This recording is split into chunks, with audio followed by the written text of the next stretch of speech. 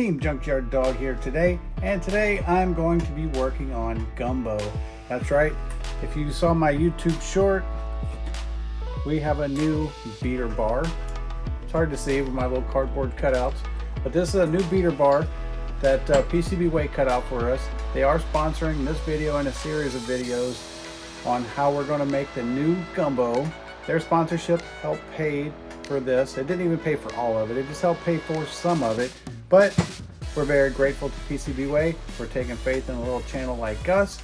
But what I'm going to show you today is I'm going to show you how I came up with the side design for gumbo, and it's going to be a direct imitation of Big G. Basically, I'm going to try to shrink Big G from a 3-pounder down to a 1-pounder, and this is how we're going to do it. All right, so these are all the tools I use.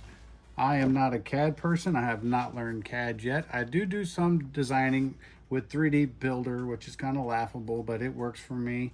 And I do use my CNC, but I just haven't quite learned yet how to do things in CAD. So this is how Junkyard Dog does them in the garage. Here's my weapon bar, and the weapon bar measures, and I'm going to try to do this as quickly as possible so it doesn't get too boring, is basically 49.5 millimeters, okay? But this is an asymmetrical bar. So what I'm going to do is I'm going to measure from the center of this hole to this edge right here. Because of the rotation, this edge will stick out a little further than the flat surface here. And we're just going to give it a rough guesstimate. We're going to say 31.2 millimeters, okay? So in order for this to clear, then we need to have at least 32 millimeters going this way. So how tall do we make the whole entire front of the robot? Well, we would just double 32, which is going to give us 64. You want to have a little extra clearance. 64 isn't going to quite cut it, but that's just an idea of how I get in the ballpark. I'm actually going to be going with 67. As you can see right here, it's actually 66.4, so 66 and a half is what I really needed for this to be able to make a full rotation with a little bit of gap without hitting the box floor. So what I do is I'll just go ahead and make it nice 67 even, close enough, right? And I will just mark this at 67, so we know that's the distance. Now I traditionally like to keep the front of Big G, the part that he rides on, about 30 millimeters, but with this being a 1-pounder, I'm going to do it just around 20 millimeters. If not, let's go a little more. Let's go to 15, and I'll just mark that here, and I'll come down and I'll mark it down here. So now I know that this is my my box, so to speak, for my weapon. Like I said, our measurement from center of where the weapon bar, or where the bolt goes through, the center from where the bolt goes through out to this edge, as we said, was around 32 millimeters. So I'm going to come back from the front. I'm going to add a couple to it, and I'm going to just say about 33 is good. And this is not exact science. You'll have to modify this as you do it. So that now that we know that our beater bar is going to be spinning in this box right here, okay? So when it comes around, it should be able to clear this back here. Now, so what I'm going to do from there is I'm just going to hand sketch a line from here to here and from here to here. And now you can see how we've developed this shape right here, okay? How do we know how thick to make it here? Well, what I like to do, and this is the older version of gumbo, I go off of my mount, my motor mount for my weapon motor. How thick is all that, right? We're gonna measure it. And the old gumbo, to be able to put a top plate on and cover this motor, is about 35 millimeters, okay? So I'm going to want this to be about 35 millimeters. So we're going to place this here. And the way I did it on this side is I know that from here to here is 35 millimeters. So I know that I'm on with my spread right here with my height for where all my electronics and motors and stuff are going to go, my drive. So what I did is I just measured from here to the edge of the cardboard, basically, which was 19.4. And I just carried this measurement back down to here, and I just mark it. And then what I did on this side right here is you can do the same thing. You just measure it from the edge of the cardboard or your straight edge. And if you don't want to do it this way, you know, measuring like this because you're afraid you have a crooked side, well, you can just go back to your measurement here of, say, 34 and a half or so. And then we'll just come down here and mark it like this. Now, I used to do a lot of sheet metal work with old hot rods and things, and that's why I kind of feel comfortable working with cardboard. Now that we have that measurement, we can take, and I'm just going to use this as a straight edge, and I'm just going to draw a line down this way.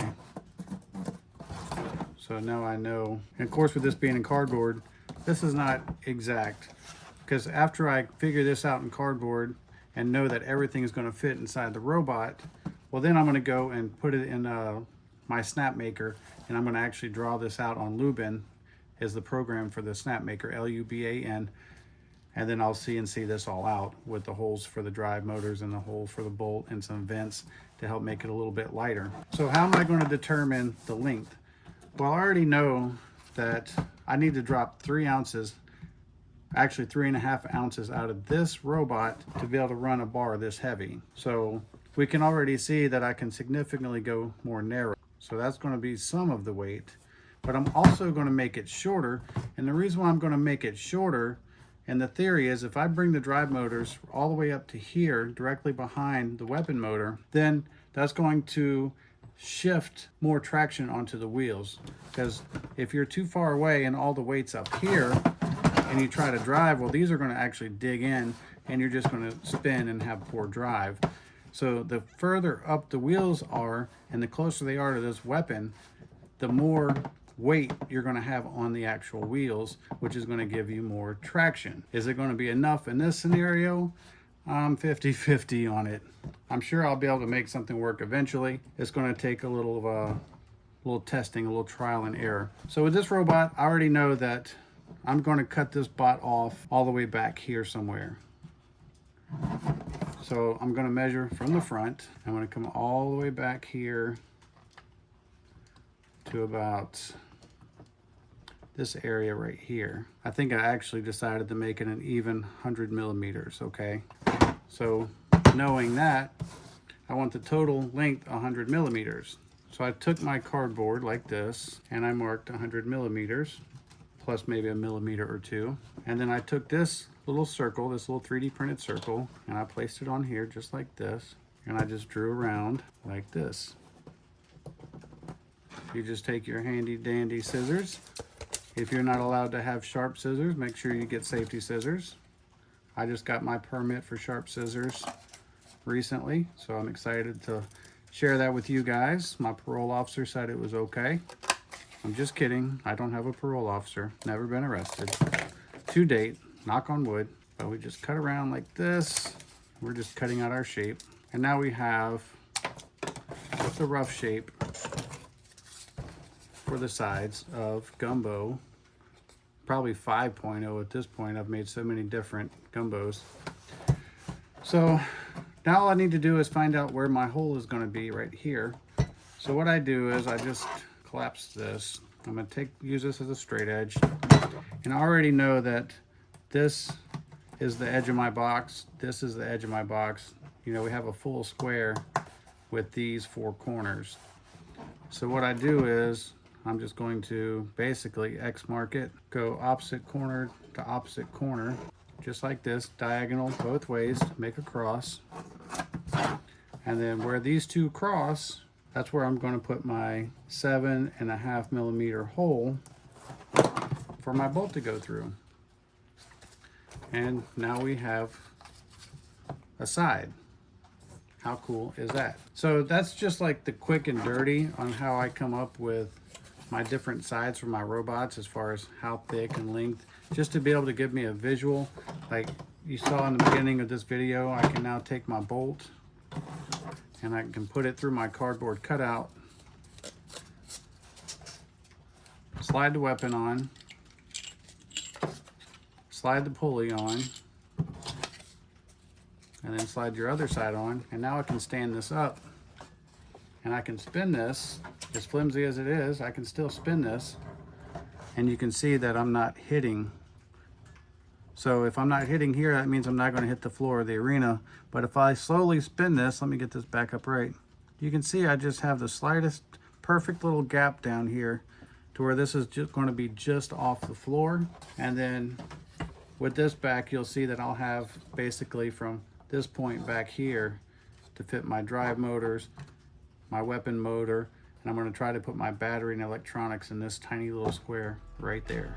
Anyway, I hope this video helps somebody. That's kind of the quick and dirty on how I do my designs and how I come up with my shapes for my robots. I am starting to learn CAD a little bit, but those programs are so expensive that I can only get the consumer version, and you can learn on those, but you're really limited on what you can do with them.